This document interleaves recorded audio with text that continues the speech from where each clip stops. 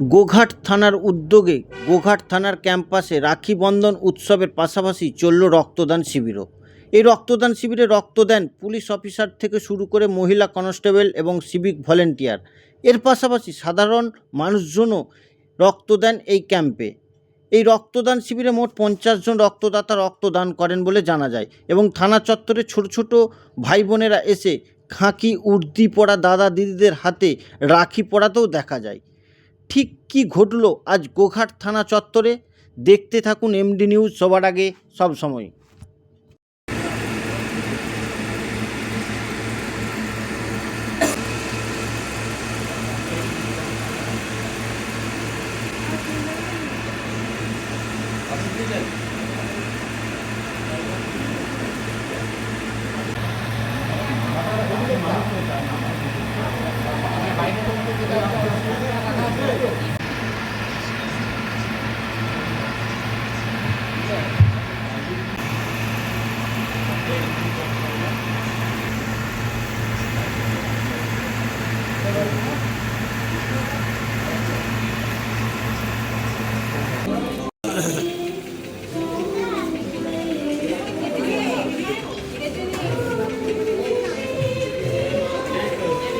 রক্ত দিবার উদ্দেশ্যে এসছেন তারা নাম নথিভুক্ত করুন।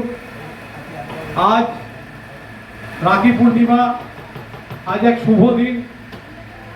আজ আমাদের পুলিশের পক্ষ থেকে একটা রক্তদান শিবিরের আয়োজন করা হয়েছে।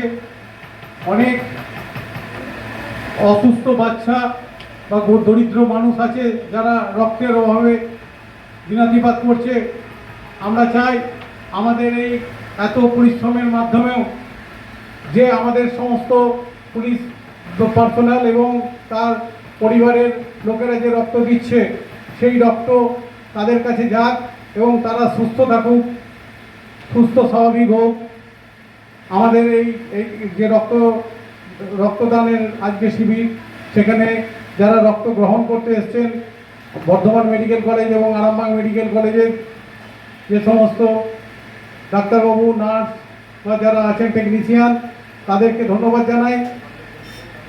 এবং আমরা চাই যে আমরা আরও আগামী দিনে আরও বড় বড় এরকম অনুষ্ঠান করব, যাতে করে পুলিশের তরফ থেকে একটা বার্তা যেন যায় সমাজে, যে পুলিশ শুধু আইন রক্ষাই করে না, পুলিশ সমাজের কিছু কিছু কাজ আছে, উন্নতিমূলক কাজ, সেখানে তারা আসে স্বতঃস্ফূর্তভাবে এবং তাদের পক্ষ থেকে যতটা সমাজকে সুস্থ করা যায়, সমাজের যারা অসুস্থ মানুষ যে সমস্ত আছেন তাদেরকে সুস্থ করা যায় রক্তদানের মাধ্যমে, সেটা আমরা আগামী দিনেও করব। তো এই বলে আমি এখন আমার বক্তব্য শেষ করছি।